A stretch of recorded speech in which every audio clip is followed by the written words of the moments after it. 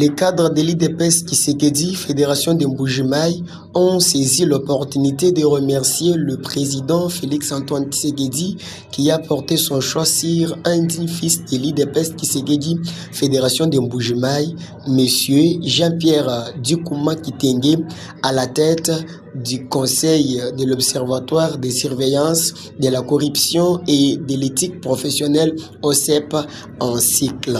Cette nomination a suscité une vive joie dans la population de la ville de Mbuji-Mayi et du Kasaï oriental en général.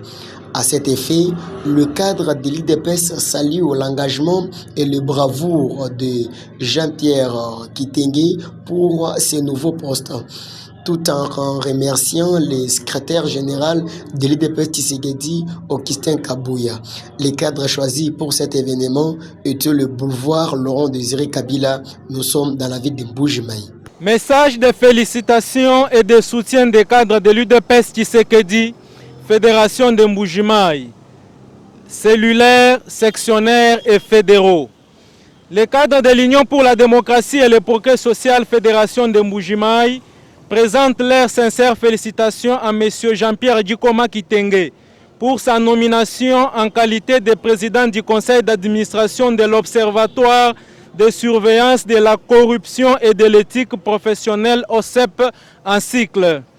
Nous remercions sincèrement le président de la République démocratique du Congo, son Excellence Félix-Antoine Tshisekedi Tshilombo, pour la confiance accordée à un cadre issu de notre parti politique. Nous saluons également le rôle d'encadrement et d'orientation assuré par le secrétaire général de notre parti, l'honorable Augustin Kabouya Tshilombo, dans la valorisation des compétences internes et la promotion des cadres engagés.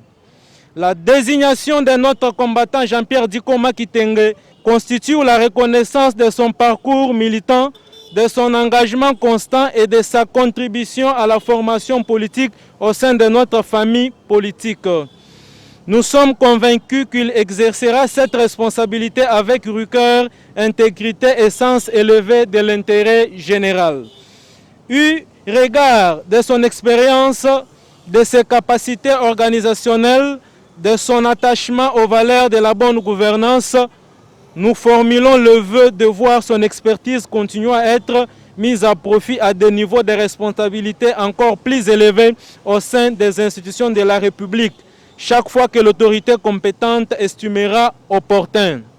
Notre démarche s'inscrit dans une logique institutionnelle, promouvoir les compétences avérées, encourager la méritocratie et renforcer la participation des cadres formés et expérimentés dans la gestion des affaires publiques pour servir efficacement la nation et consolider l'état de droit.